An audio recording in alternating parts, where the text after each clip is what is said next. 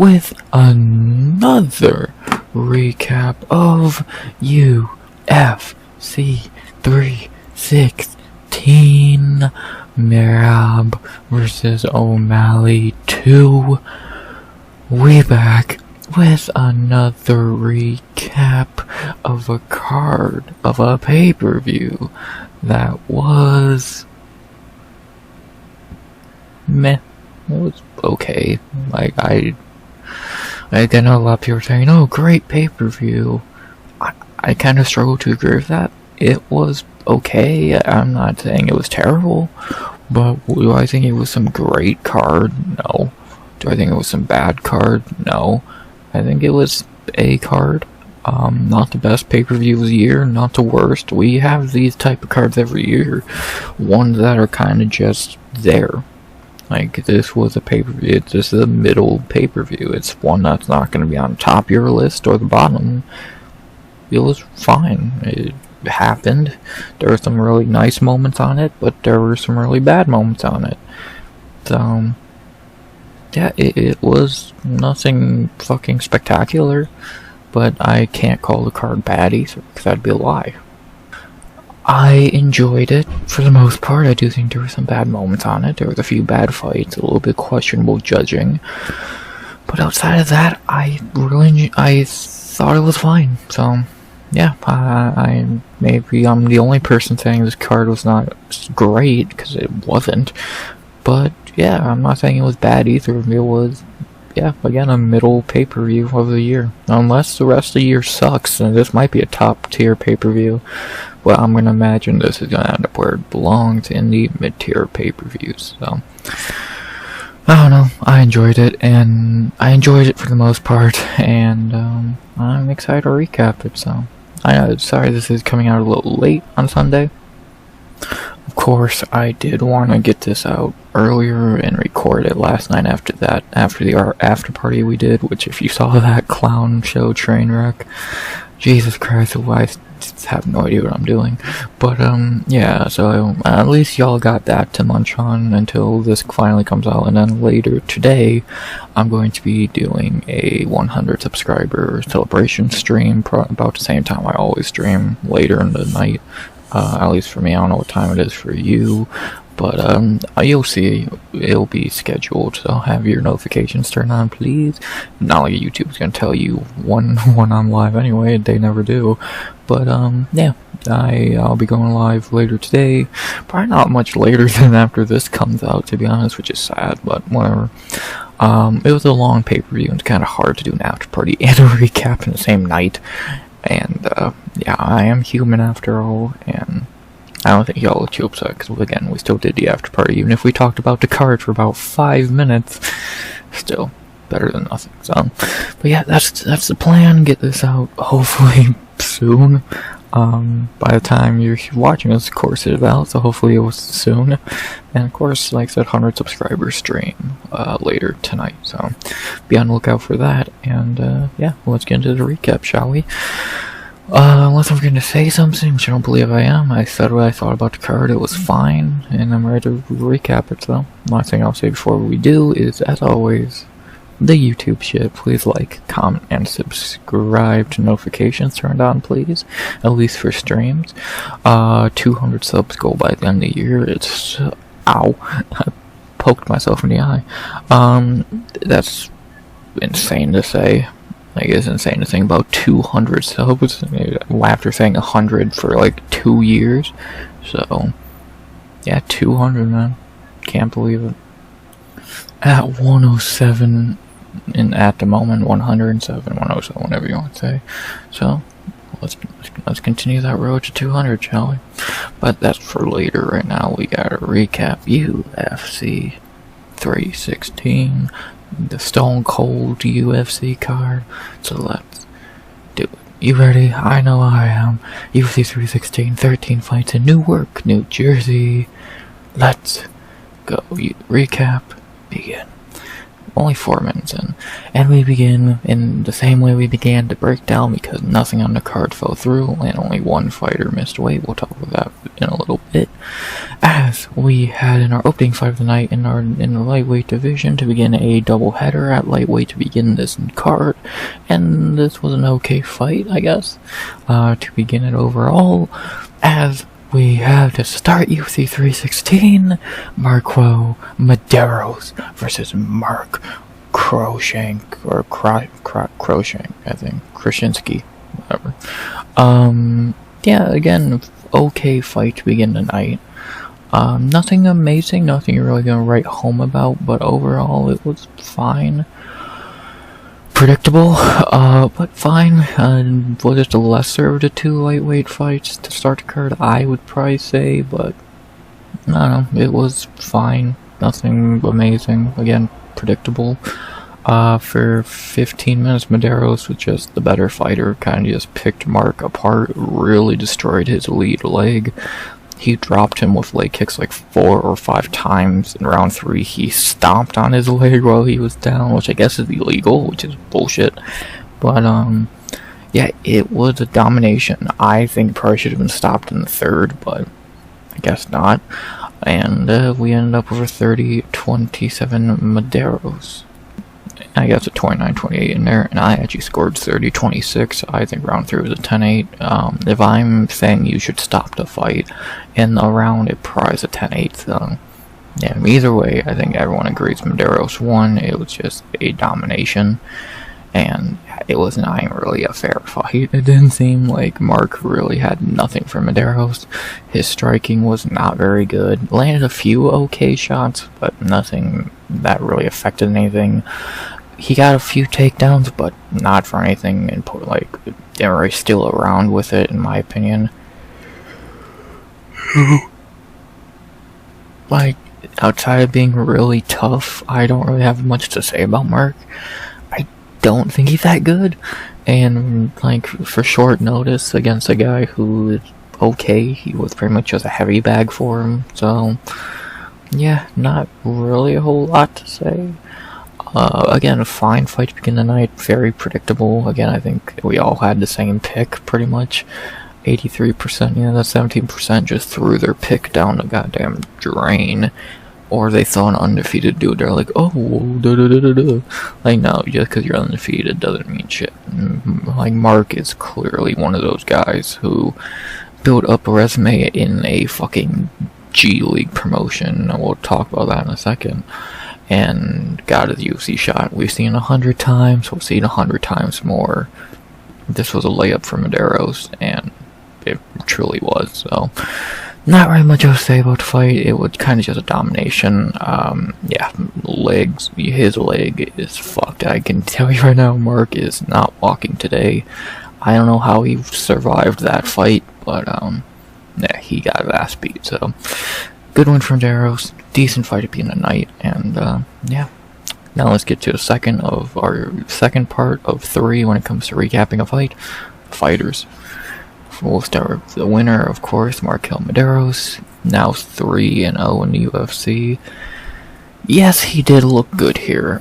No, I don't think he's a prospect. I still don't. Like, yes, he is 3-0, and yes, he looked really good here against Mark, but again, like I said, his 3 UFC wins now are Landon Quillan's garbage. Austin Hubbard, a fight a lot of people think he lost, and it was very close. And Mark Kroshank, like, a guy who sucks on short notice, no less.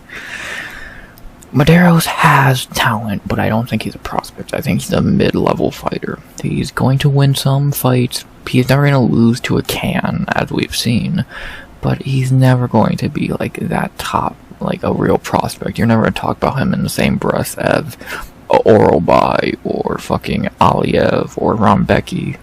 He's just a guy. He's going to get fraud checked soon. He's going to lose soon. And when that happens, it's going to be when he gets to step up in competition.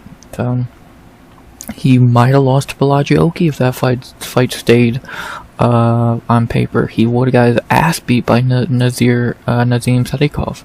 So, I don't know. I truly don't know. So, he's not a bad fighter by any means, like I said, but do I think he's some real prospect? No, I still have not seen anything to point, anything that has proven he should be looked at as a prospect on the same level as Oralbai, Aliyev, etc. at lightweight. So, he's not bad, don't get me wrong, he's not a bad fighter.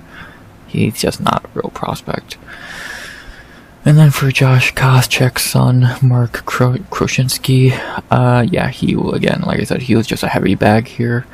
But what do you expect from a guy who built his fucking resume in Anthony Pettis FC? So, this dude's just not that good. He can't really strike. His grappling doesn't look to be great. He's just not that good. So, UFC will give him another shot. We'll see how he does. But I think he's kind of a 0-2, 0-3, and he's cut from the UFC guy. So, yeah, he had a padded record and a joke promotion, and now when he gets to the big leagues, he gets smoked. We've seen it before. We'll see it again soon. Respect for stepping in on short notice and being tough as fuck. But outside of that, I can't say much good about the Shark. Cool nickname.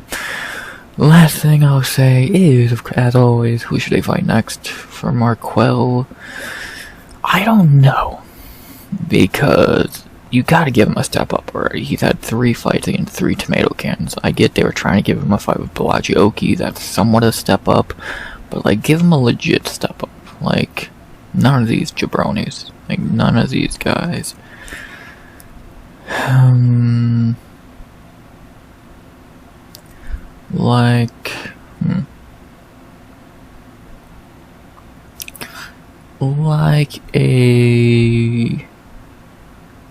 Like a Jamie Malarkey would be good.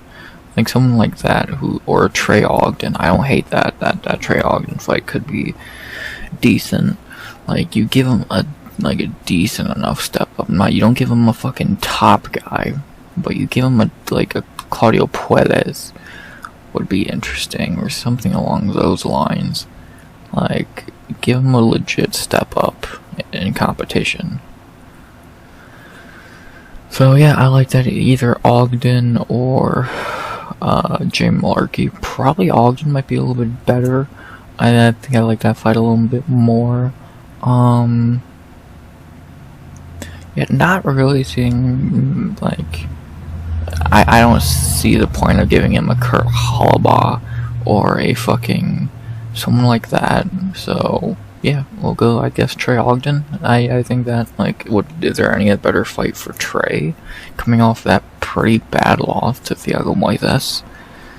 Like, yeah, he could fight some guys, but let's see him fight MarQuel. I think that's a pretty damn good fight. Would be a really good test for MarQuel. That really a win over Trey Ogden would be pretty damn good. So let's do it. Trey Ogden, MarQuel, Mederos. I like it. I think that'd be a real test for MarQuel compared to these other bums he's beat so far. And Ogden, that could be a good bounce back fight for him. I really don't know who I'd pick in that. I think it's a very 50-50 fight, so let's do it. Like, that's mainly the reason I picked this over the Jamie Malarkey fight, because I think he would run through 2025 Jamie Malarkey. But Trey Ogden, even coming off that loss, let's see it. Let's see it. Ogden, Mederos, that'd be pretty good. I'm down to see that. That screams an Apex prelim. So let's do it. And then for Mark, they're gonna give him probably one more UFC fight. I don't think they're gonna cut him straight up. They usually don't. So we'll see who he fights. Probably gonna be a tomato can, or they feed him to someone if they really don't like him. Yeah, he's not that good. I don't, if he fights again this year, which of how his leg probably is unlikely, but let's say he does, yeah, he probably will be out of the UFC before year's end. So yeah, respect for stepping in, but it's probably gonna take another beating and get cut. So yeah, not very much else to say though. Good win from Mederos, a good way to start the night. The fight was decent, can't complain. Kind of brutal at times, and but that's what we love, ain't it? So yeah, decent fight to begin the night. And who should they fight next? I like Mederos versus Trey Ogden. I think that'd be a good fight. I think it makes a lot of sense. I think it's a respectable step up for MarQuel. So let's do it. Mederos, Trey Ogden, book it. Not very much else to say. Good lightweight fight to begin the night, and I guess, kind of a tone setter for the night, so we'll see what tone they set. As we head into our second fight of the night, staying in the lightweight division for the last time tonight, I believe. Is this our last lightweight fight? Yes, it is. So, we started with lightweight and we never saw them again tonight, but they made a good impression. Both lightweight fights are pretty good, and this one is no exception. And I think this one was even better. As we have in our second fight tonight, our final fight at lightweight, a real prospect in this one, even if he might have kind of shit the bed late in the fight, it was still a good performance and a good fight. As we have Quillan Salkilld versus Yanal Ashmouz. Don't take the Y out of Yanal. But, jokes aside, yeah, this was a good fight. Probably if I had to give out a 5 of the night, it would probably be this. But, yeah, they didn't get 5 of the night. Really, no fight deserved 5 of the night, but if one had to get it, it would have been this. But, yeah, this was a good fight. Kind of another long story short situation. In the first 2 rounds, Salkilld dominated, took him down, ragdolled him, beat him up on the ground, on feet, everywhere. Had very few moments. It was clearly 2-0 Salkilld going into the third. And then in round 3, though, that's when it kind of got interesting. In round 3, Salkilld badly gassed. He was pretty much just surviving. He took a beating. He ate a lot of big shots. He couldn't get a takedown, and he kind of got his ass beat. Clearly took the third and somehow didn't finish him, but Salkilld survived and got to 29-28 on my scorecard, 30-27 on a few to get the win and go to 2-0 in the UFC. Yeah, interesting fight. Very interesting fight. The first 2 rounds were, holy shit, Quillan Salkilld is really good. The last round, this kid's cardio might be pretty bad. So, definitely a tale of 2 different fights. But yeah, it was a good fight. Like, in the first 2 rounds, Salkilld just looked super impressive, but in the third, Yanal came out like a house on fire and fucking just really took it to Quillan, almost finished him, probably should have. I don't know how Quillan survived eating a bunch of shots clean on the chin, but that Aussie chin, man, fucking tough. And yeah, it was a good fight. Again, if there were to have been a fight of the night on this card, it would have went to this, in my opinion. It was a fun fight, and yeah, so Quillan looked really good, and then it looked really interesting at the end there, so yeah, it was interesting, very interesting. So yeah, good fight, very good fight. And yeah, lightweight put on 2 good fights in this card. That's how they do it. So not very much else to say though, so I guess let's get to our next part. Let's talk about the fighters. We'll start with Quillan Salkilld. Again, he looked so good, and then he looked interesting. Yeah, he needs to fix his cardio. Maybe it was all the grappling or whatever, but yeah, his cardio looked bad. Like, he was dead tired by the end of the fight. Like, again, all of round 3 was him just backing up with his hands down. Like, he really needs to fix his cardio, because if he was fighting someone actually good, he would have got KO'd. Like, he really cannot be gassing like that against real fighters. So, hopefully he fixes that, because outside of that, like, in those first 2 rounds, Quillan looked amazing. His striking, we already knew, was good. His grappling is insane. Like, his transitions and all that, he's really damn good. That cardio is just worrying. Again, when he fights, especially at lightweight, who has a lot of talented fighters, when he gets that step up against higher level guys who actually have decent cardio and are actually good, unlike, Ashmouz, he's gonna be in a lot of hot water if he gasses like that again. So, a lot of people who watched that fight in that division just saw a guy who is really good, but has one giant hole in his game. So, if you can break that cardio, you can break Quillan Salkilld. So, very interesting, very fucking interesting. Well, I still think this dude's a good prospect, because goddamn, those first two rounds he looked amazing. But he's going to really need to patch up that cardio, I think, so. But it's good that we're seeing this problem now and not when he's getting fraud checked, if he gets fraud checked, but you know what I mean. So, I don't know. He's a prospect, he's young, 25 years old, this was his 10th career fight. Oh, I don't know. I can not be that upset, he's still young, but he fixed that cardio.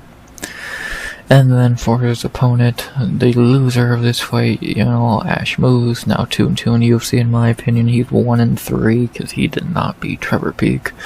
But yeah, I don't think Yanal is that good.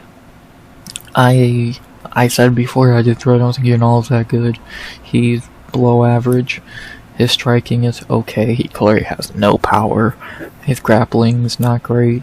He's just not great. He's a very below average guy, and yeah, that's about what I think about Ashmouz. I think he's living off one fluke win against Sam Patterson that if they fought at welterweight, Patterson would kill him. So yeah, not really much good to say about and he should be on a 3-fight losing streak and out of the UFC, but maybe soon. You never know. Not much else to say there, is there? Only thing left to say now is, who should I fight next? For Quillan, again, you're not gonna, same thing with Mederos, you're not gonna send him up the top, you're not gonna send him up into the, high level guys, but you're gonna give him a step up, and I think Quillan beat someone better than who Mederos beat, so you can give him a little bit better of a fight. He might even be a first page opponent. A Lake Rodzibov wouldn't be a bad opponent, because who did he just lose to? Trey Ogden. Guram, I don't think he would fight Jane Malarkey. I don't mind that Lake Rodzibov fight. Rongju's booked he's gonna fight Drew Dober, more than likely. I don't know where Charlie Campbell is, maybe he'll fight someday. Let me check the first page if there's anyone there you can make a case for, because so far it looks like it's gonna be Lake Rodzibov. Joaquin Silva, Chris Duncan. That would be interesting. I'd really be down to see a Chris Duncan killing Salkilld fight. I think that'd be fun.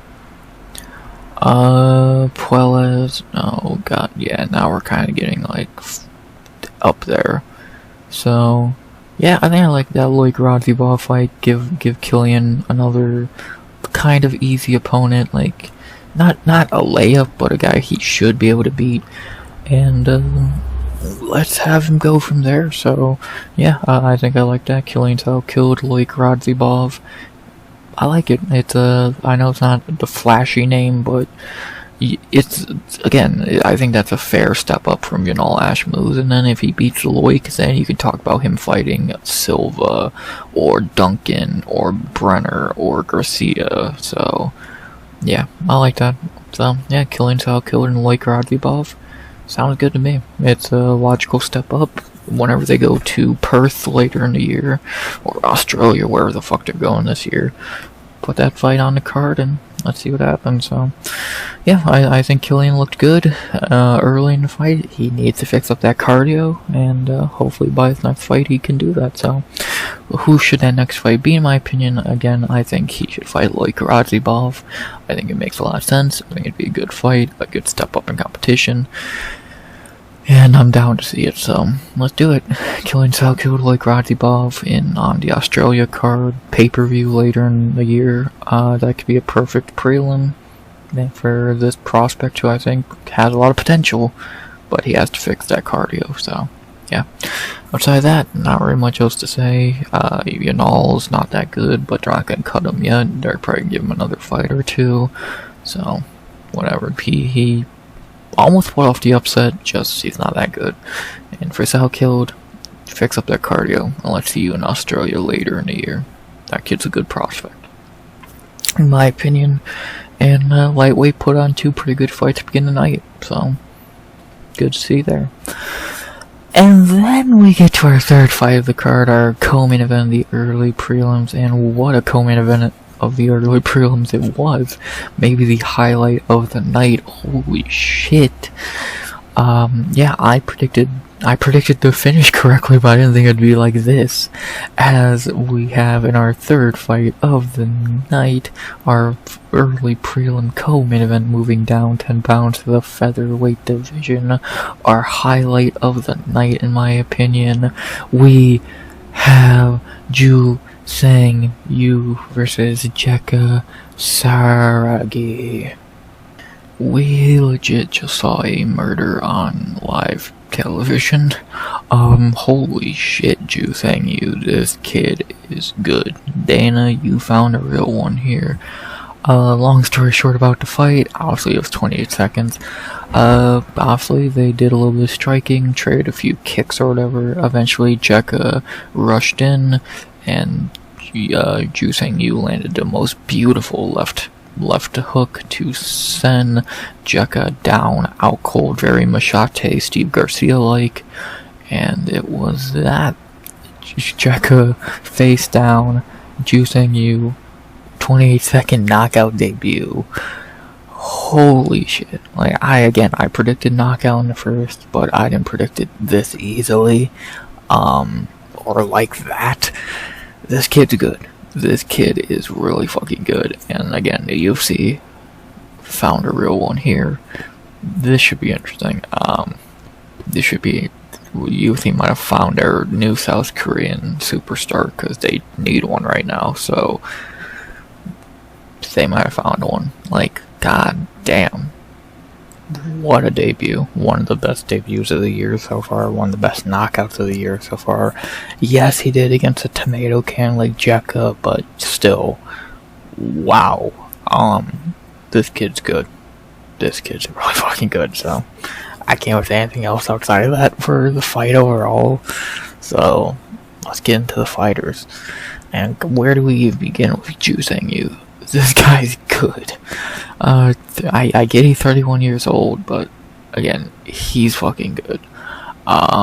He's going to fuck shit up at featherweight. I really do think he's going to fuck some shit up. He's good. His striking is good. We haven't seen his ground game yet, but we'll see. He's good. Like, again, Dana, you found a real one here. That Camilo kid on that same card, you found you. That Camilo guy was garbage. This guy should have had that hype. He's actually really damn good, and looks like a fucking prospect, because featherweight doesn't have enough of those. Yeah, Ju Sang Yu is really damn good. And then for Jeka Saragih, what do I really say? This dude is shit. Cut him already. Yeah. I don't know what you want me to say. Just cut him. He never should have been signed to begin with, and now he's 1-2 in the UFC since the road to UFC. Yeah, you can just cut him. So, he's garbage.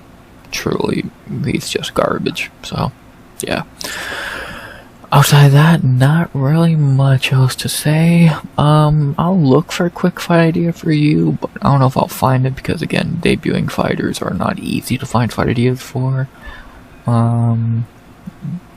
But you never know. Like, UFC could give him a Con awfully, a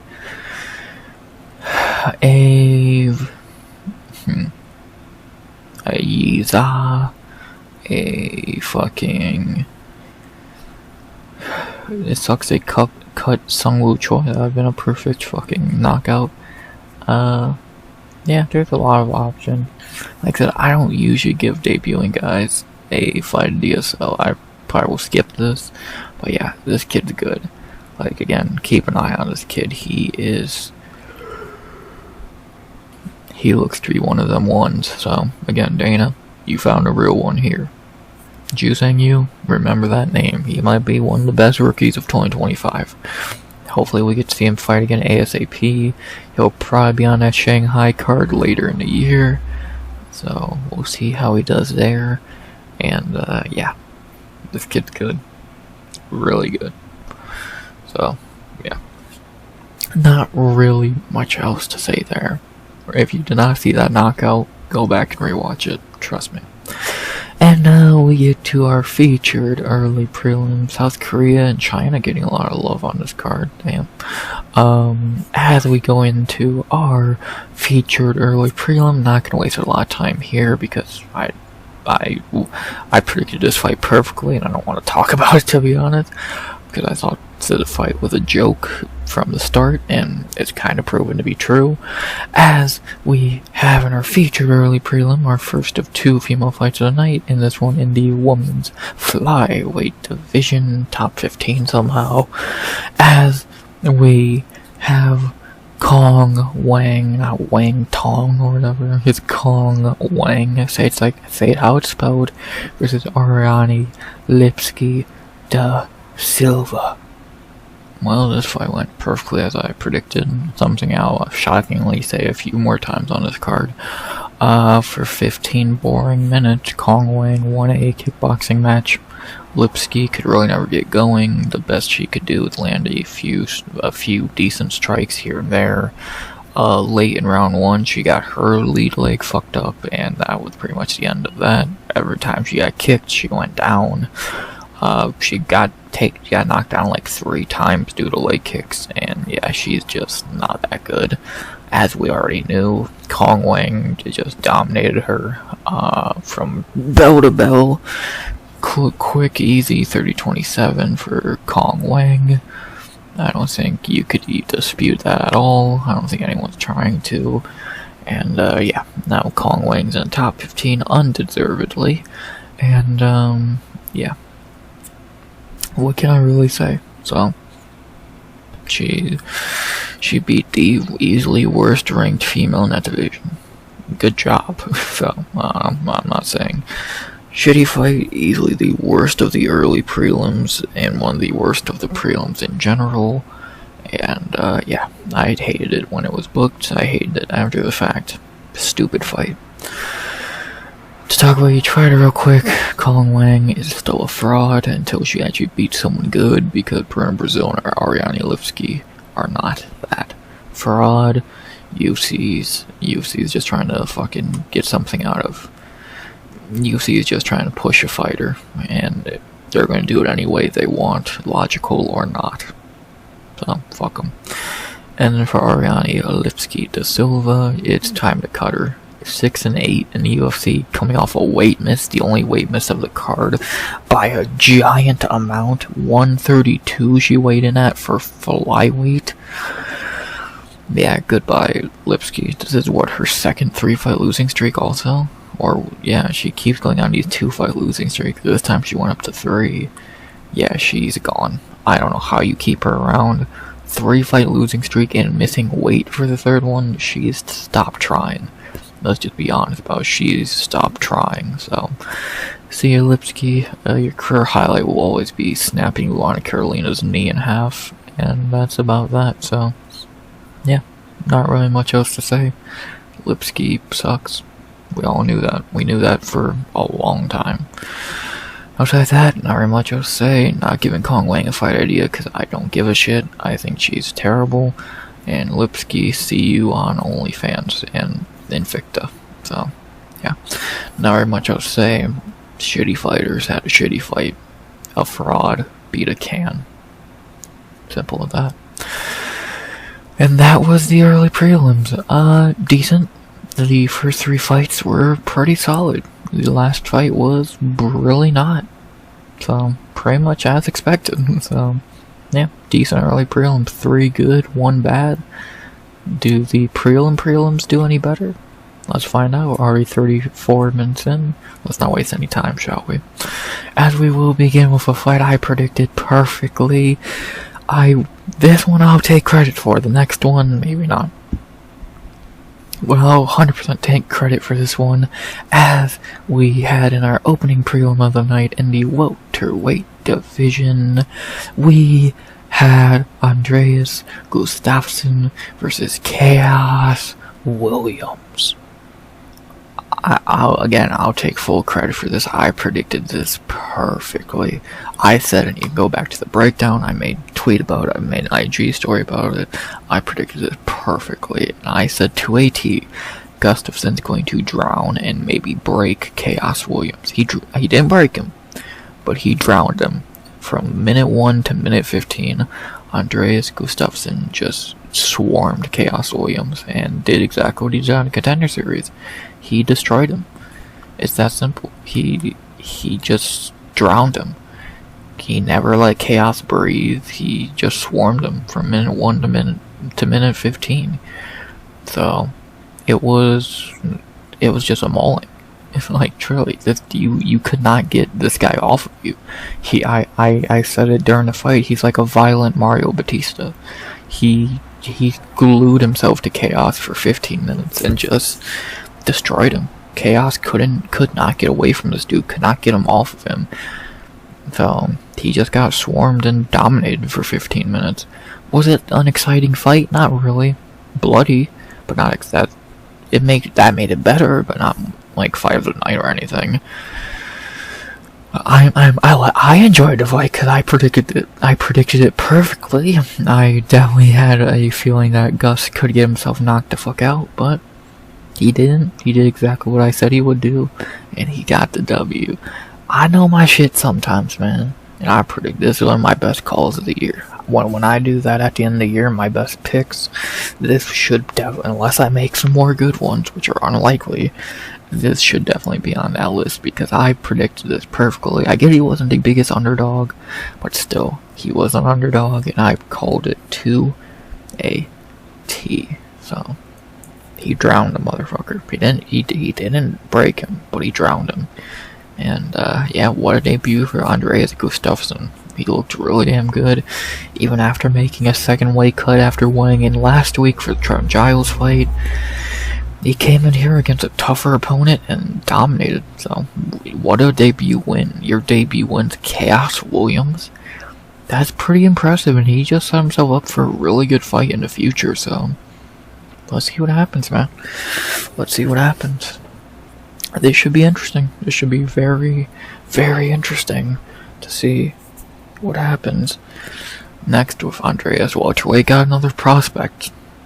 And Khaos Williams is not it, because that man has definitely fallen short as a prospect, so crazy. Very, very crazy stuff. So good, decent fight, good win for Andreas. I called it perfectly, and a good way to begin the prelims.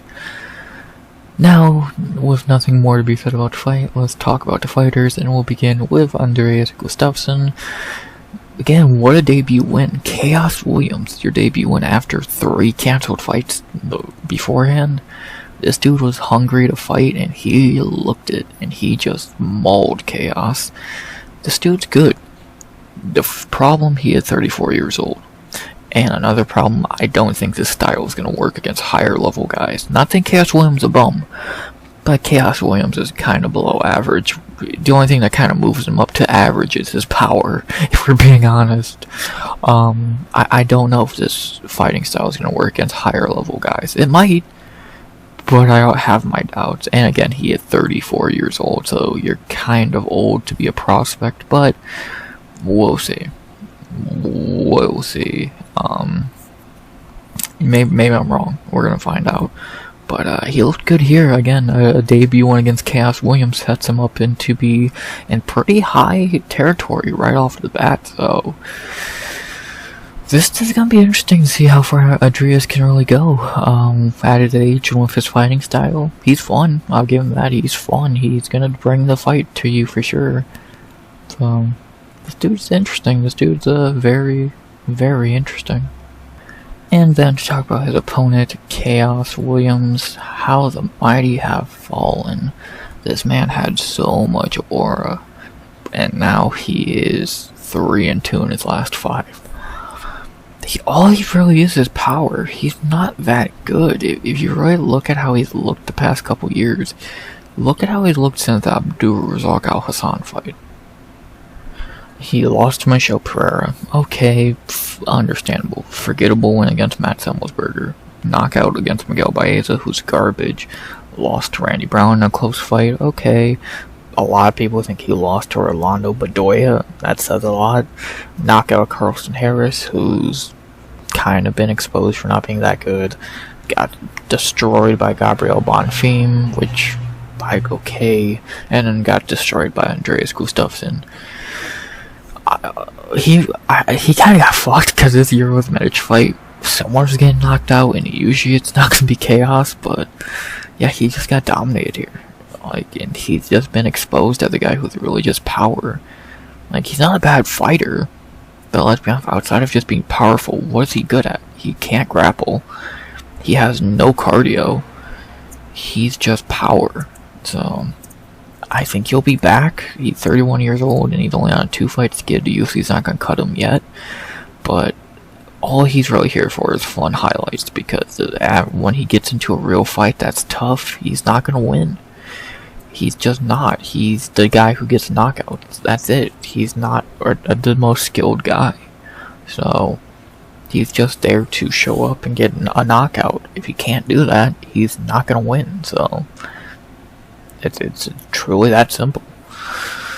So, again, how the mighty have fallen. I remember Chaos hype after that Abdulrazak Al Hassan fight. That dude was the talk of the town. He was probably the favorite against Michel Pereira.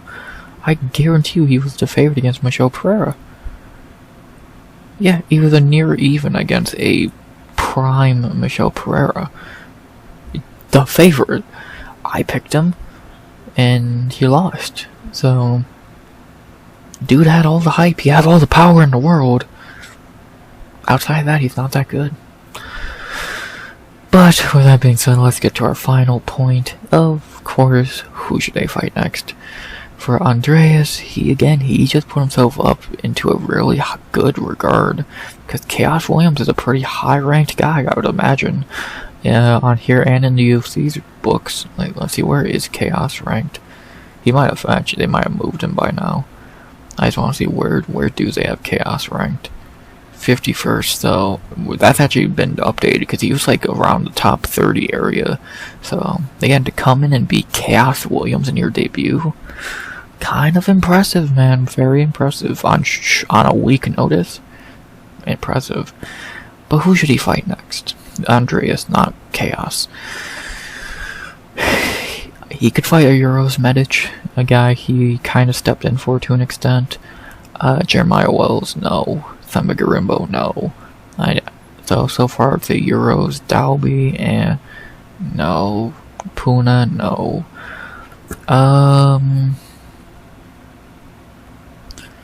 Yeah, I'm down to see him fight Euros. I'd probably say Euros Medic, I think. Like, outside of that, like, who? Who the fuck is this jabroni? Yeah, I like it. I'm down to see him fight Euros Medic. It makes sense. That's who he stepped in for. So let's do it. I think that's a good, and if Gustafsson can win that, he can put himself up to this, like, level. He could be fighting, like, a Ponzinibbio or a fucking Dalby or a fucking D-Rod very quickly, so. But let's do it. Euros Medic and Andreas Gustafsson. Sounds good to me. Let's do it. That would be a very intriguing fight. I'm down to see it. Book it. But, yeah, not very much else to say there. Very good, very interesting fight to be in the prelims. Again, Andreas kind of just smashed Chaos, and what a debut. Like, that's the second great debut of the night, and kind of the last. Oh, we'll talk about that soon. Yeah, Gustafsson looked good. What a debut to beat Chaos Williams like he did, no less. This guy's good, but how long can he keep this up for? We'll see. Who will we see him fight next? In my opinion, I think Euros Medic would make a lot of sense. He stepped in for him, and I think that'd be a logical step up. Or maybe not a step up, but be a logical step forward. Yeah, beat Euros Medic. Because I get this Chaos win would have meant more. Like, I get Chaos is still a good debut win, but it's also Chaos who's coming off a loss, and who's kind of been exposed as not being that good, so. Yeah. So let's see Andreas fight Euros Medic, win there, and then we can talk about him fighting a higher guy like a Dalby, a Ponzinibbio, a D-Rod, yada yada. So, yeah. But with that that being said, actually, the more I think about it, him and Dalby could be batshit insane. You know? Maybe I say Nicholas Dalby. You know? You know, him and Nicholas Dalby could be batshit insane the more I think about it. I might do that. That might be better. Him and Nicholas Dalby. I'll think about it. Though either Euros or Nicholas Dalby. I'll think about it because, dude, knowing Nicholas Dalby against this guy, sign me up. So, but we'll see. We'll see. I'll come back to you with that. So, yeah. But not very much else to say. Good win for Gustafsson. I called it perfectly. What a debut. And who should he fight next? Let's see him either versus Euros or Nicholas Dalby. I'll think about it. Which one I would rather like. Great debut for Gustafsson. God, Khaos lost his aura. After that, we go to our second fight of the prelims. Another one I got correct, even if I shouldn't have. Not gonna waste a lot of time here, because this fight was kind of bullshit, in my opinion. As we have in our second fight of the prelims, all the way up to the heavyweight division. As we have a predictable low-level heavyweight fight that was really bad, and it was very, very debatable decision. As we have in our second fight of the prelims, my second and final underdog pick of the night that somehow hit. Thank you, judges. Waldo Cortes-Acosta versus Serghei Spivac. Oh, now we gotta talk robberies, because I don't think they got this one right, Chief. Oh, yeah, this is debatable. This is the debatable one.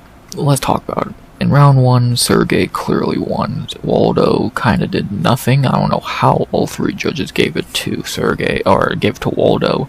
Serghei clearly took round one. He landed the better shots. I think he got a takedown in there. Waldo really did nothing, from what I remember. And yeah, it was complete bullshit. Serghei won round one for sure. Round two, easily Waldo's best round. I think Waldo definitely took round two. His best round, the only clear round for him, should be 1-1. And then in round three, Spivac had another decent round. Waldo had a few moments, but mainly it was a Serghei Spivac round. He did get a takedown late, even though Waldo did cheat and grab the cage as a way of kind of staying up to an extent. But I still think Serghei took that round. It was close but clear. And somehow all three judges had it unanimous for Waldo Cortes-Acosta. Such bullshit. It's truly insane. How? Like, I picked Waldo. I was confident. He did not win that fight at all. Round one, no question, was Serghei's. Round two, no question, was Waldo's. Round three, close but clear. It felt like Serghei won this fight. It did not feel like Waldo Cortes-Acosta won this fight. He did really nothing. Serghei didn't do much more, but he did more, it feels like, and he should have got the win here. And it's coming from someone who picked Waldo Cortes-Acosta as an underdog and typed it up all week. He did not win this fight. I truly don't think Waldo Cortes won this fight. I'll take the pick correct, but I will put this on the robbery of the year list for right now. Maybe on a rewatch I will think like the judges, but watching it live, I don't think Waldo won this fight. Especially a unanimous.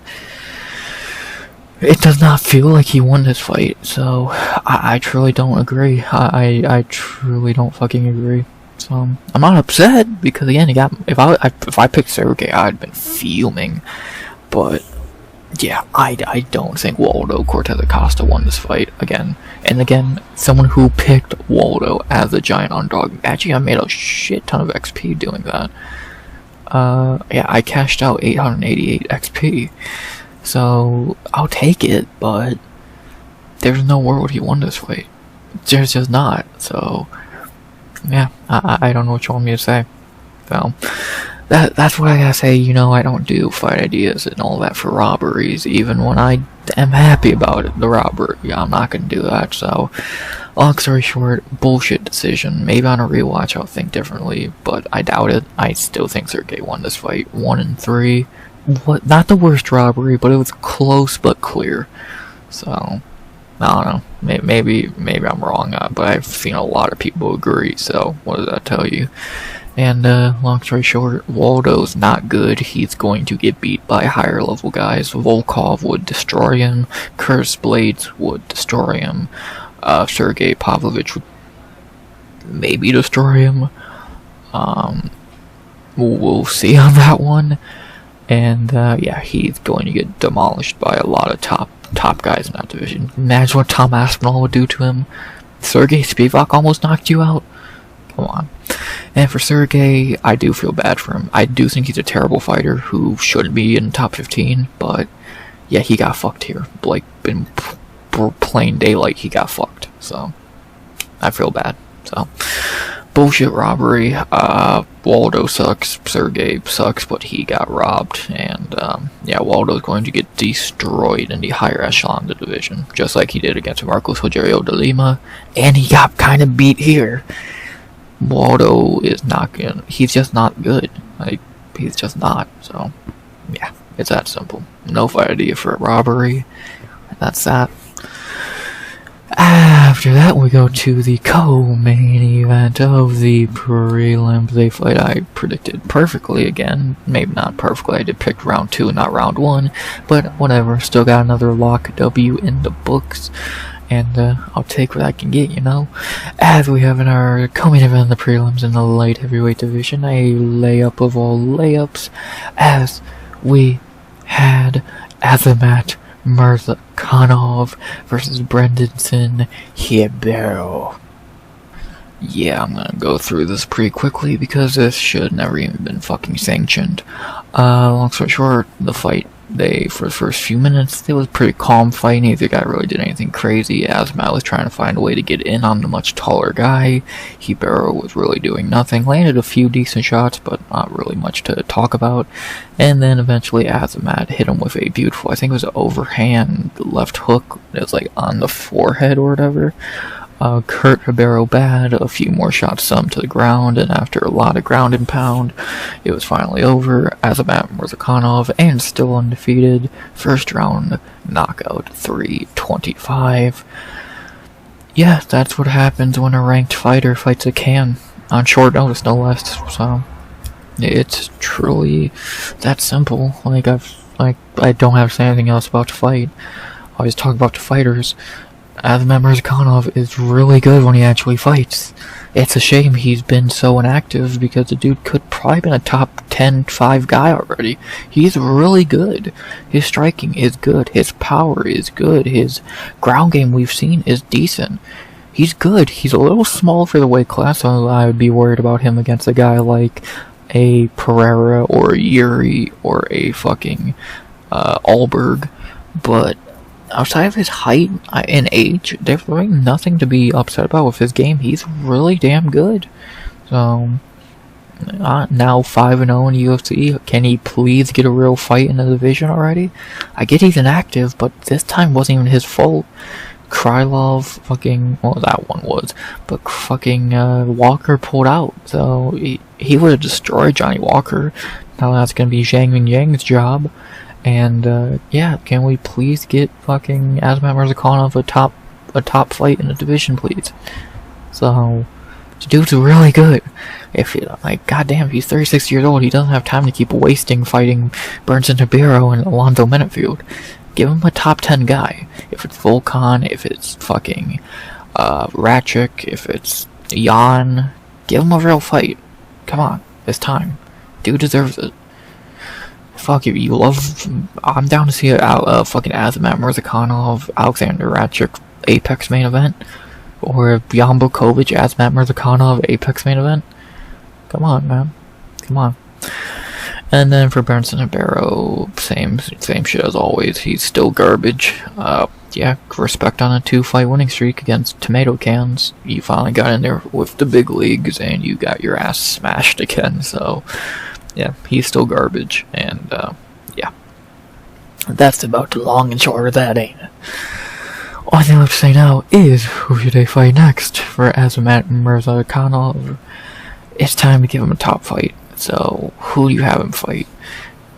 Walker is gonna fight Zhang Mingyang, probably. Krylov is booked against Bogdan Glushkov, so that leaves really these guys. So your real options are Volkan or Ratchik, I would say, because Reyes will probably fight Jan, or maybe he'll fight Ratchik, we'll see. I think you probably do Azamat and Volkan Uzdemir, rebook that fight, because I think that was booked at one point, if I'm correct. So I would probably say rebook that. It'd make a lot of sense. If, like, I think I'm taking Azamat to win that, and unless Volkan's booked, which he's not, let's do it. Volkan and Azamat, I don't really see, like, not gonna happen. Doubtful. And then, yeah, these are doubtful. So, yeah, let's do it. Volkan Uzdemir and Azamat Murzakanov. Do it. Rebook it. It sounds like a good fight. It probably would be a good fight. Book it. I think a lot of people would be down to see that. And, again, I'm taking Murzakanov. I think he is better. So, but if he's gonna get fraud checked, it would be by a guy like Volkan. So, I don't know. I'm excited for this one. I hope they do rebook this. Or if they give him even a bigger fight again. If they do give him a Ratchik or a Jan. It's unlikely, but we're gonna find out. Let's see him fight Volkan Uzdemir. It's that simple. So, yeah. Not really much else to say. I think that's the clear fight to book. But we'll see what the UFC does. Knowing the UFC, he's gonna be fighting goddamn Modestas Bukauskas or Dustin Jacoby again. So, who knows? What I do know is Azamat Murzakanov really good. He wiped the floor of a can who he should have never even been in there with. And, yeah. This dude's good. When he actually fights, he's really damn good. And it's a shame he's been so inactive, because I think he could easily be one of the best light heavyweights. From what I've seen, 5 fights into his UFC career, he's good. So, yeah. But time will tell how true that is. So, well, let's do it. Azamat Murzakanov, Volkan Uzdemir, rebook it, and let's see how good he really is. Because beating a can like Brendson Ribeiro really didn't show anything, but when Johnny Walker pulls out, you take what you can get. So respect to Ribeiro for stepping in. You suck though. And Azamat, let's see him against Volkan, get that rebooked, and let's see how far Azamat can really go and how good he really is. That simple. And finally, for our featured prelim, only about an hour in, and we are finally getting to the prelims, the featured prelim. This card did feel like it flew by the way, kind of like this whole card in general. Like, did anyone else feel that? Like, the card flew by? Maybe it's just me, I don't know. But what I do know is our featured prelim in the flyweight division, which was very good, and it was kind of just an ass beating for 3 rounds, as we expected.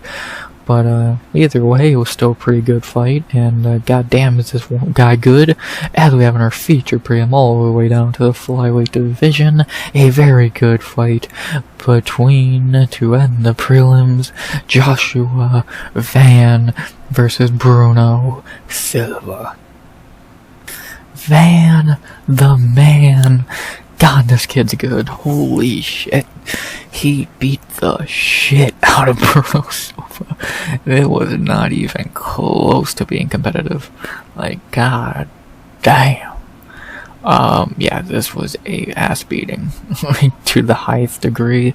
In round 1, he dropped Silva, I think, twice, and just beat shit out of him. In round 2, he dropped him once or twice, and beat shit out of him. In round 3, he beat the shit out of him some more. And finally, late in the 3rd, he dropped him again, and he finally just gave up. And he finally got the finish. This was just a domination. Joshua Van is really damn good for only being 23 years old. He is so damn good. Like, it's scary how good he really is. Like, he has great cardio, great striking, maybe a little bit of power.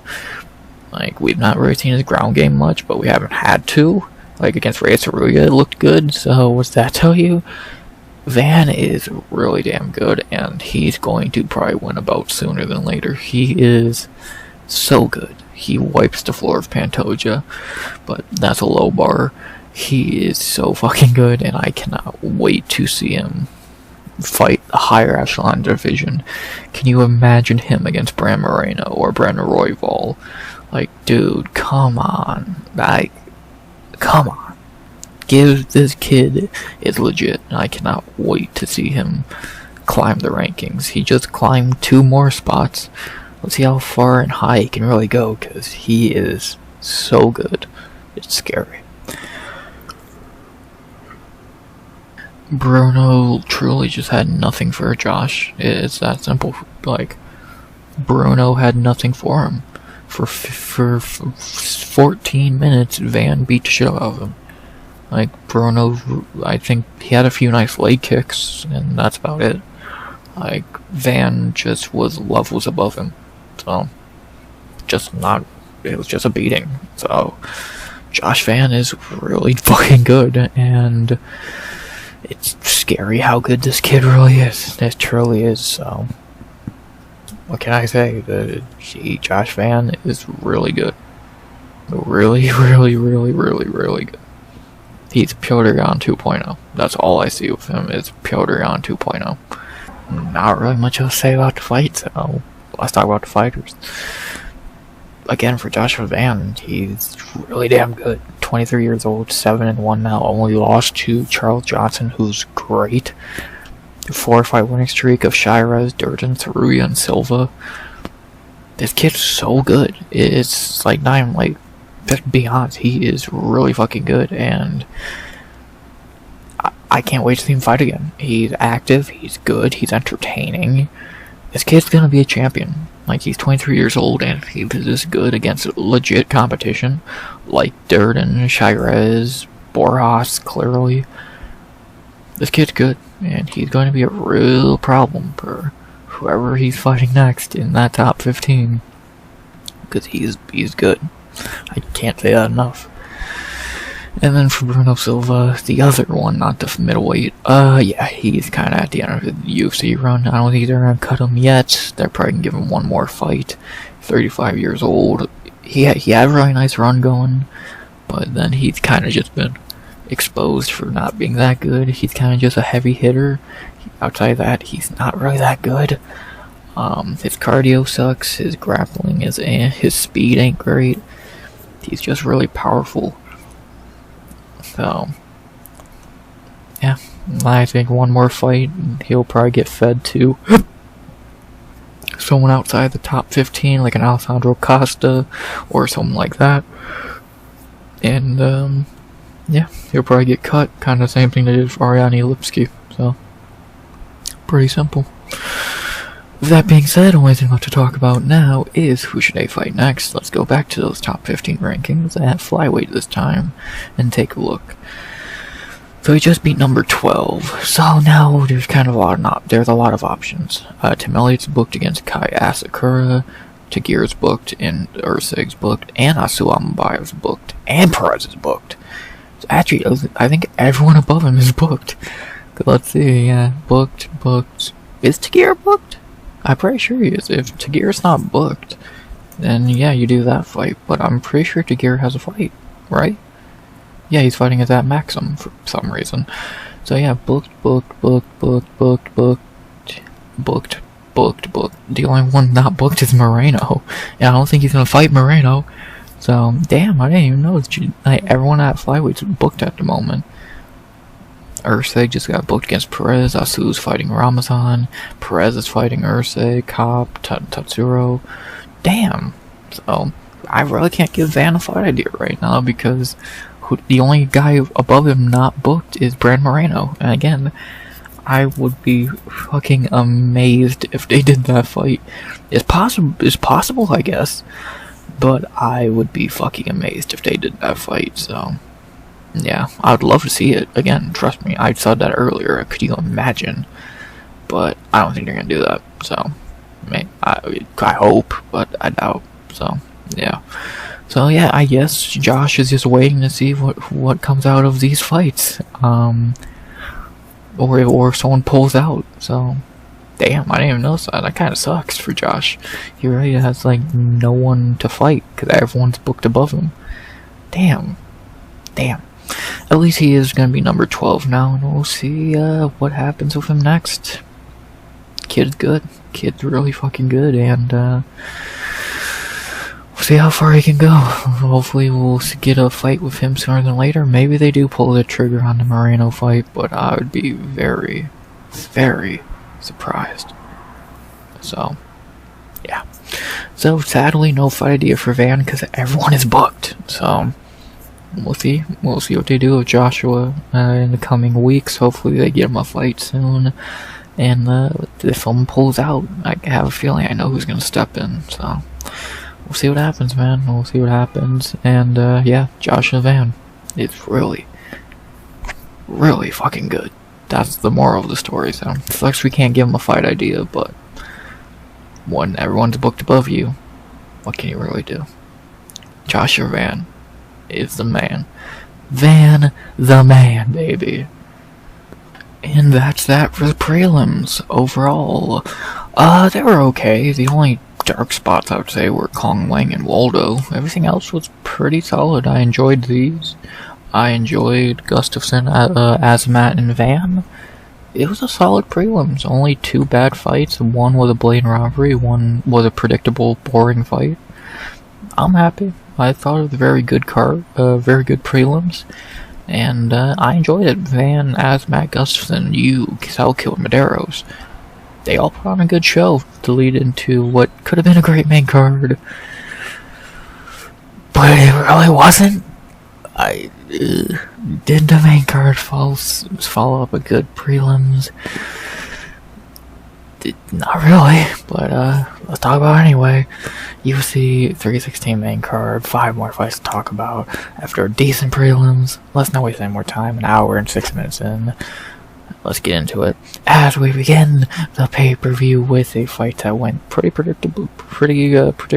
I think we all got this right if you used your brain. As we have to begin the main card, to begin the pay-per-view for $95, whatever the fuck it is at this point, because they won't let pay-per-view ever die.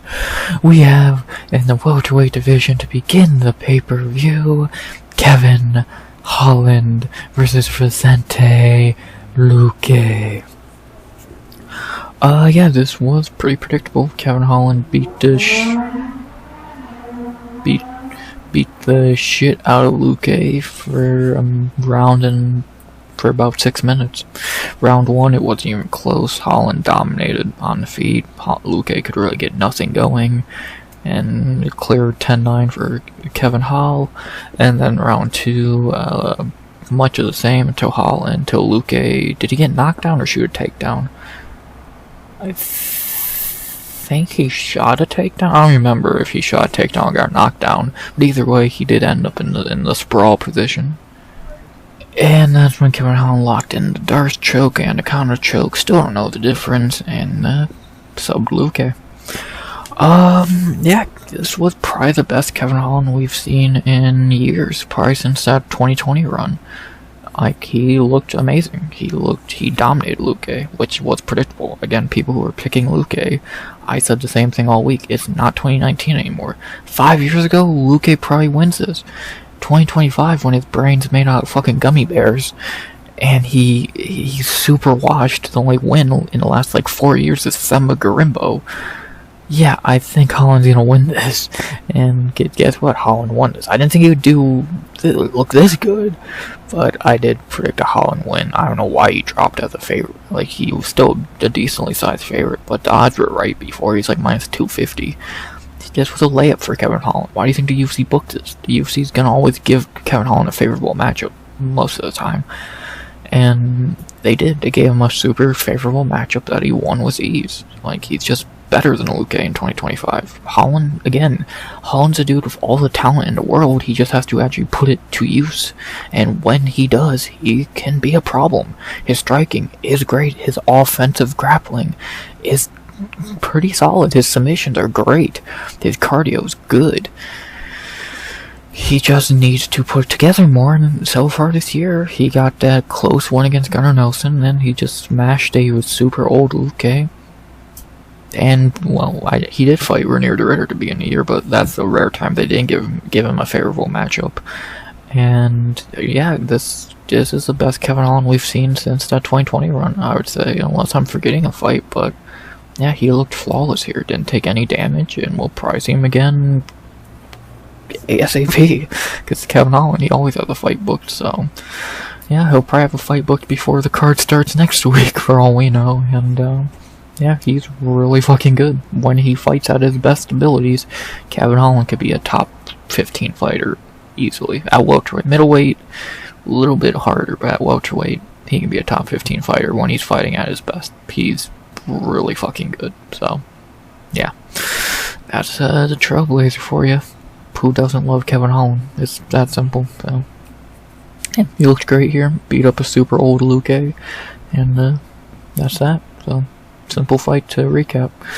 To talk about the fighters, we'll begin with Kevin Holland. Pretty much what I just said is pretty much what I have to say. Now 2-1 this year, 2-0 at welterweight. Again, when he's fighting at his best, he's gonna look great. And especially given a favorable matchup like a Vicente Luque, Kevin Holland looked great. So now 2 in a row, and this year there's still plenty of time to get 2 more fights in, maybe 3. We'll see. So again, he probably already has another fight booked, knowing Kevin Holland, and yeah, that's why we love Kevin Holland. He's active, he's entertaining, and this is the best he's looked in a while. And then for the silent assassin, yeah, Luque should retire. He's been a shell of himself since that Joff Neal fight. That RDA fight, no one even remembers. Joe Quinn Buckley made him quit, pretty much. Some of Garimbo's dog shit, and Kevin Holland just destroyed him. Yeah, Luque should retire, but he won't. So he'll just be easy to pick against. Like, he's not good anymore. He's just not that guy anymore. So he's scared to take damage. So, and if you're scared to take damage, you should not be an MMA fighter. It's that simple. I get why he's scared to take damage, but that's not a great enough excuse. Damage is part of the game, and if you're scared to take it, you're gonna suck. So he needs to retire. It's that simple. All I have to say now is, who should I fight next? For Kevin Holland, I have an idea. I've been saying this idea for a minute. Let me look at the top 15 real quick.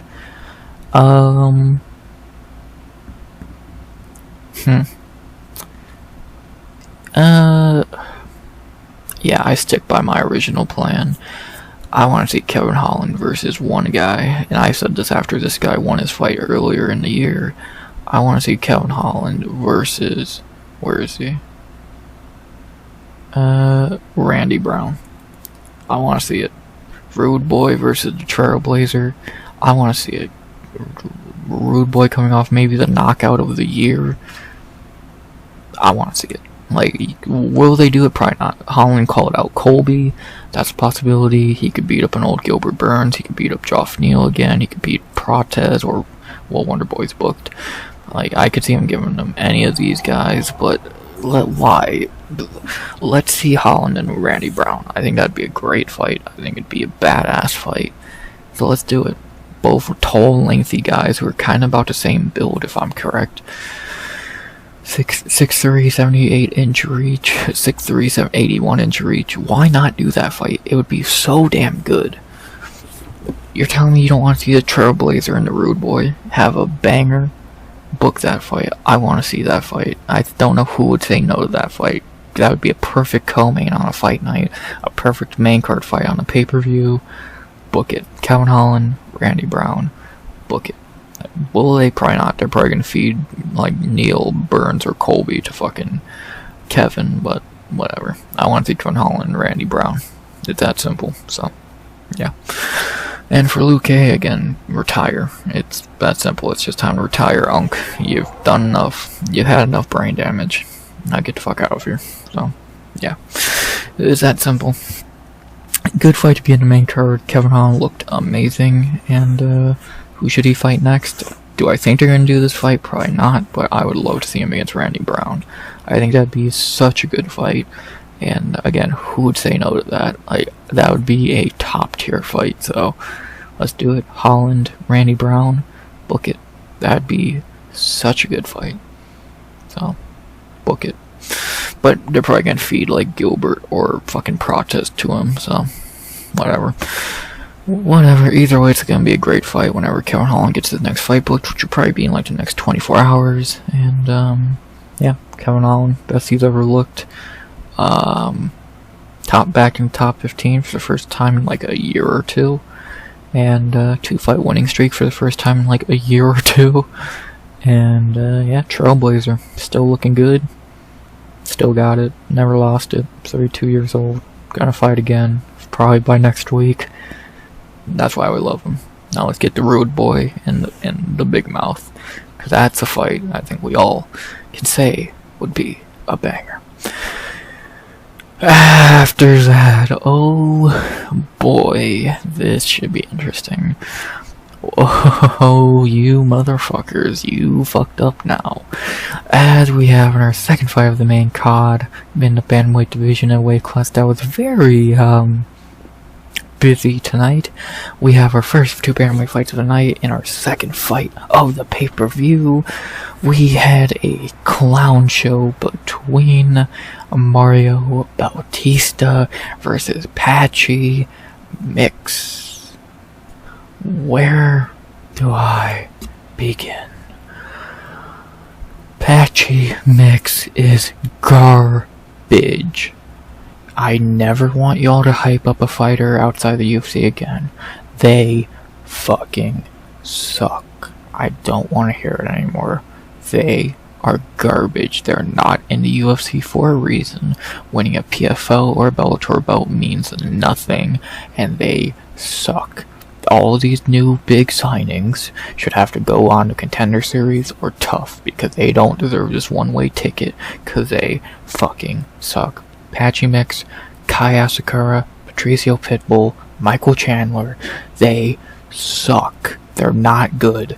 I don't care what they did in the fucking D-Leagues in front of 4 people at a goddamn fucking Target.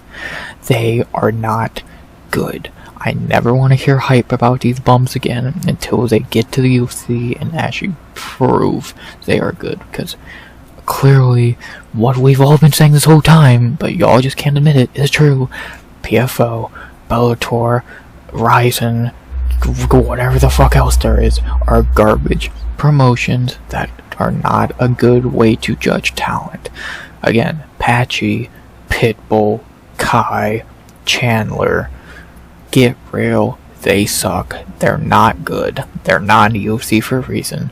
Not because they won't come over, because the UFC knows they suck.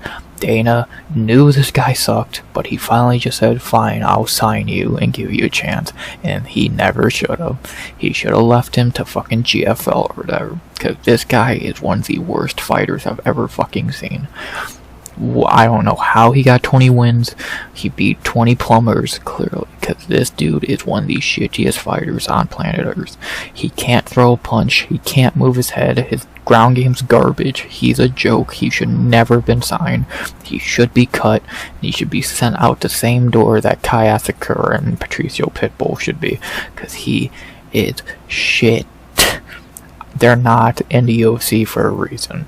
And this is a prime example why the UFC will always be number 1 and everything else will be number fucking garbage, because they are not good. They have bums. Again, if the UFC wants a fighter, they're gonna take a fighter, but they're not worth it. They suck. Get it? Suck. This means nothing. This is a fucking toy. The BMF belt means more. This means I could go win this right now. It's so easy. These guys suck. You get it? PFL guys are shit. The Bellator guys are shit. Ryzen fighters are shit. One fighters are shit. KSW fighters are shit. LFA fighters, get that, they're just a feeder league anyway.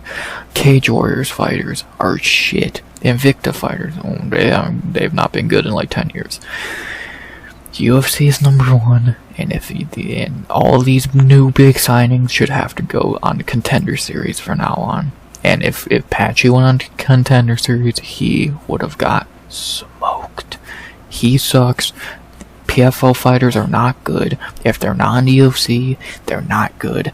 And that's why this was a waste of our time, because we already knew these fighters sucked. If they're not in the UFC, it's for a fucking reason. And that's all I have to say about that. After that, we go to our third fight of the main card, the third fight on the pay-per-view, and a fight I'm gonna waste less time on, because it should have already happened, and it was shit to begin with, as we have in our third fight of the main card, in the middleweight division, our last fight before we get back to bantamweight, Joe Pyfer versus Kelvin Gastelum. Yep, this went exactly as I predicted for 3 rounds. Kelvin Gastelum was just a fat punching bag, because that's all he's good for. Yeah, this was a complete waste of time. This should have been in the Apex. Joe Pyfer is garbage. Kelvin Gastelum is garbage. This was a complete waste of everyone's time. It should have already happened 3 months ago, and it was a complete waste of time. So 327 Pyfer, Joe Pyfer's garbage, Kelvin Gastelum's garbage. This was a waste of time, never should have even been on the pay-per-view, and I don't give a fuck who they fight next. Kelvin can go to the GFL, and Pyfer can fucking go beat up more tomato cans. Waste of time, shitty fight, shitty fighters. Next. After that, we go to our co-main event of the evening, our first of 2 title fights, and this one went pretty much as everyone predicted.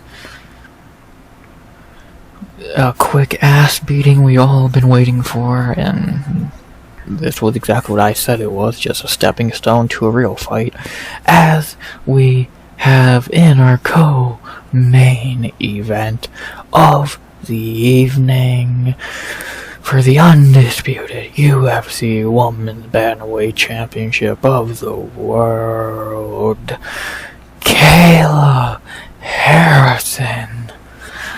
Wow, and new. What can you say besides, are we surprised? Yep, it was just a matter of time. Exactly what Kayla is exactly what the division needed after Nunez dipped.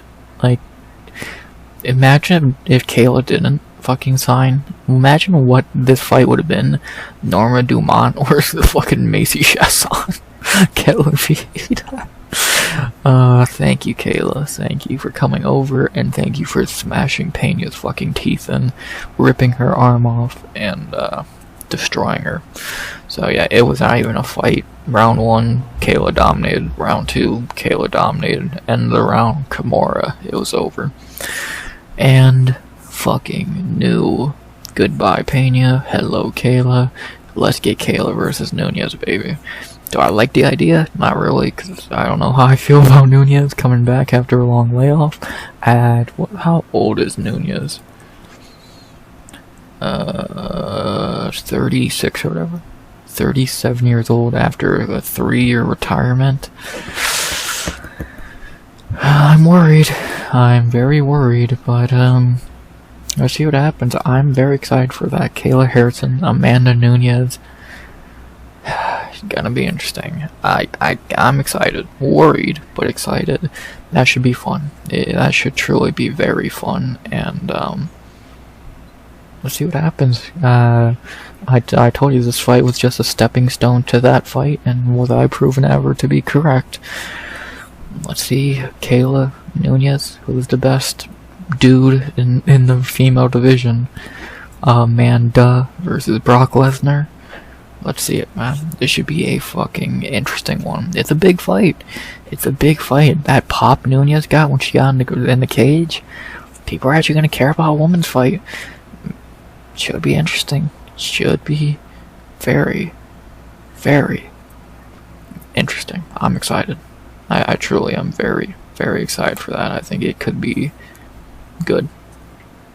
It could just be Kayla mauling Nunez, but also, who knows? I can't wait. It's gonna be very fucking interesting to see what happens, so, yeah. And then for Julie, if she does keep fighting, because she might retire, I wouldn't be shocked. I think you should do Kelly Veda and Juliana Pena. I think that'd make a lot of sense, so, book it. Besides that, not very much else to say. And new, as predicted, Kayla, champ. Now time to get that super fight. I'm excited. I'm intrigued. I'm excited. Maybe by the end of the year, MSG. It'd be kind of cool. Kayla, Nunez. Let's do it. Should be fun.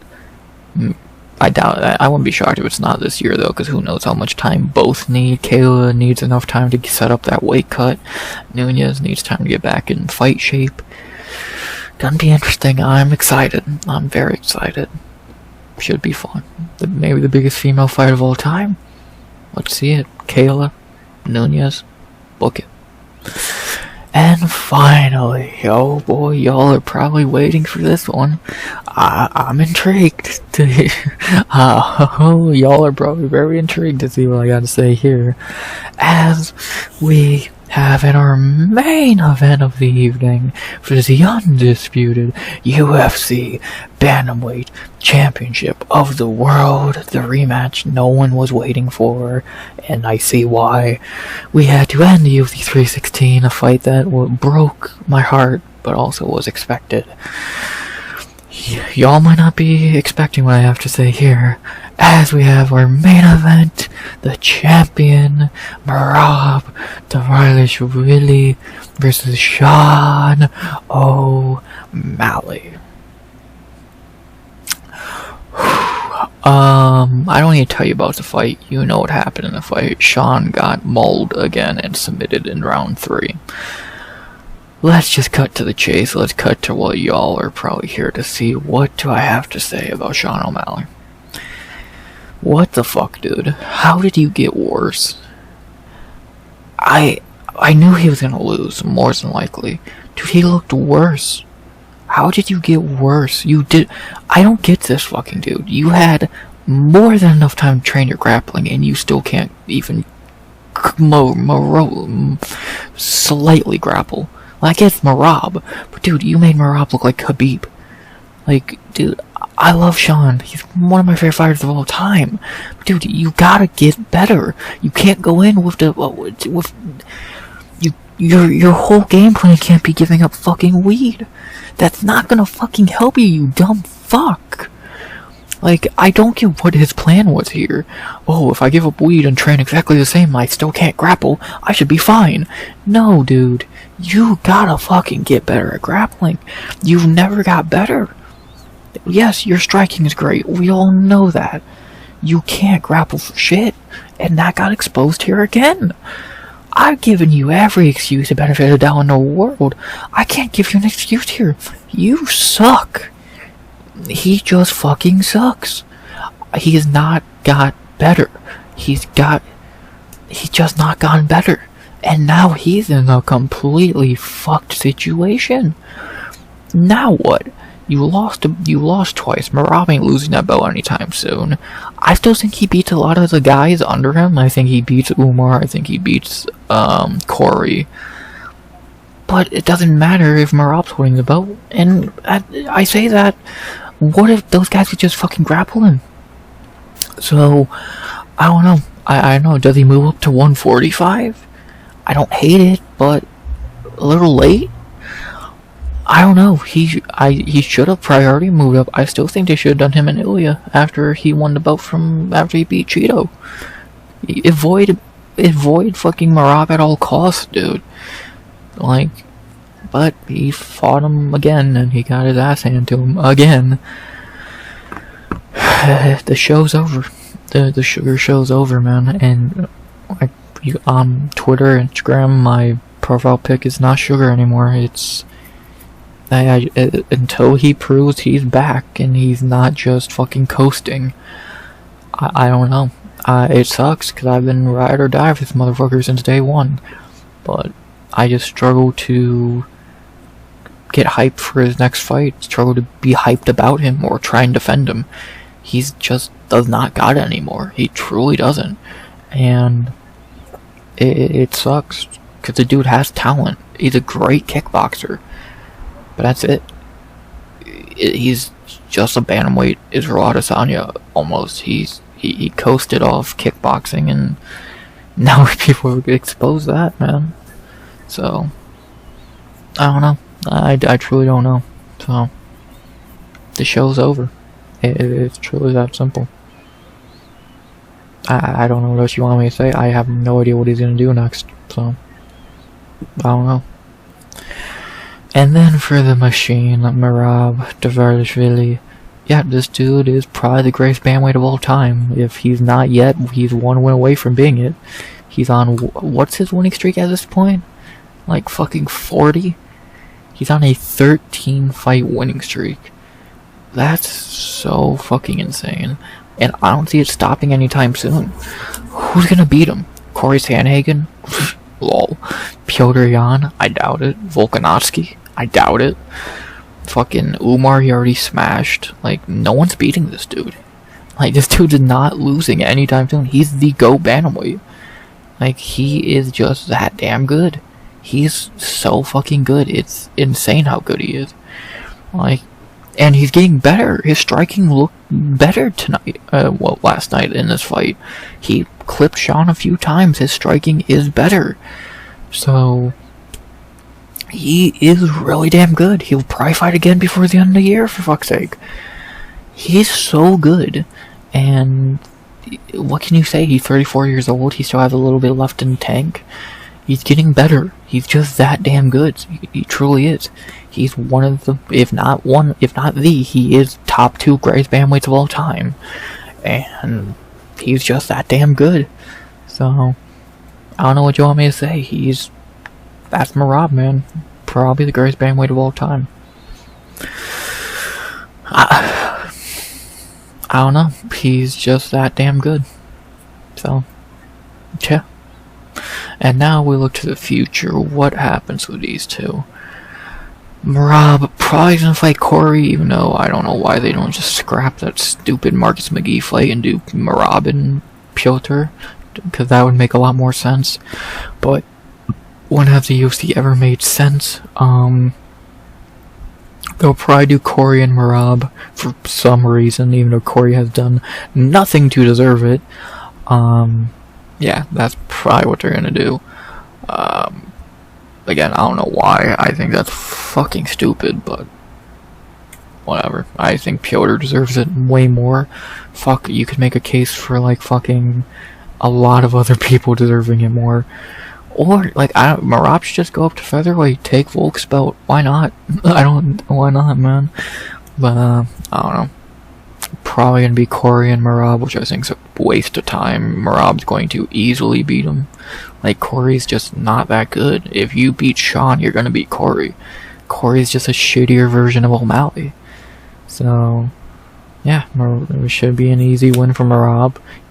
Or if they do scrap that stupid Marcus McGee fight with Piotr, then let's do Piotr and Merab too. Where I think Merab wins again very easily, so, yeah. I don't know why people are bringing up Umar's name. That dude's garbage. So, yeah. I don't know, man. And then for Sean, I don't even know what to say there. I don't know. So, we'll see. Is it gonna be Corey, Figgy, Song, Cheeto, Volk, Sterling, Piotr? We'll see. I just really don't know. So, decent main event, even if it was just a one-sided mauling. And what happens next? Probably Merab and Corey, even though it should be Merab and Piotr. And for Sean, I don't know. So, interesting way to end the night. Not as heartbreaking as the Sphere one. Like the way I phrased it is sad but expected. I think that's how I would phrase it. Sad but expected. So, what can you do? Long story short, to end UFC 316, the show is over. Boom. That's the card. That's the recap. To go over how I did on picks. 11 of 13, 7 perfect, 765. Maybe my best night of picks this year. Only 2 wrong, and really it's only 1 wrong, because O'Malley was biased, obviously, and the only one I really got wrong was I'm never listening to you morons again about a fighter coming into the UFC. Because they fucking suck. Like, again, they're not in the UFC for a reason, so I'm never listening to y'all again. Y'all don't know ball.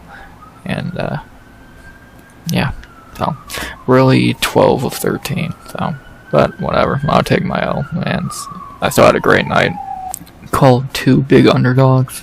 Even if Waldo didn't win, I'll still take it. I had a good night. 7 perfects. Crazy. The bonuses, the UFC actually got them perfect, in my opinion. 4 performance bonuses to Merab, Kayla, Holland, and you. I agree perfectly. Exactly what I would have done. You could have gave out a fight of the night, but to who? Again, my only option really would have been Salkilld. Nothing really else deserved 5 of the night, so yeah, I agree with that to a T. Second to last thing, if you missed a card, what should I say? You should go back and rewatch. The Jusang Yu fight for sure.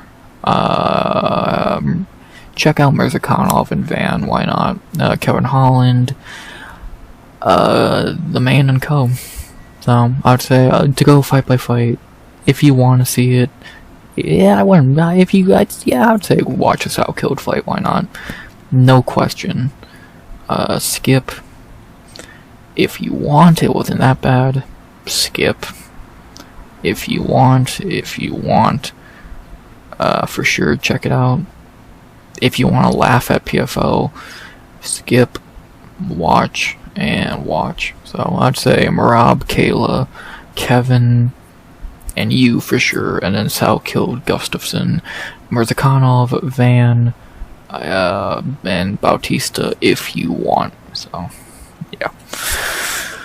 So, and lastly, our favorite segment, whose job are we taking? The chopping block, of course. I think there's 3 people on the block, and that would be Jeka, Saragih, Ariane, Lipski to Silva, and Patchy Mix. Like, Jeka, enough said, he sucks. Ariane, 3 in a row, 6 and 8 in UFC, just a model. Get the fuck out. And Patchy Mix, because he's probably the worst fighter on the roster, so, yeah. Because out of those 3, or outside of those 3 to go, like, each loser on the card like we usually do. Mark, no. Nah. Jeka, we talked about, get gone. Ariane, get gone. Khaos, no. Spivac didn't even lose. Ribeiro, no. Bruno, Silva, I don't think they cut him yet.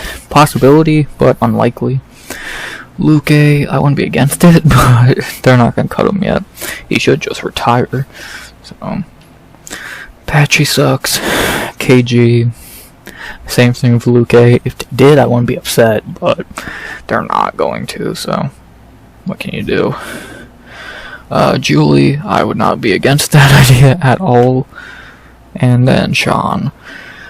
God, after that performance, you can make the goddamn case for it, so shit.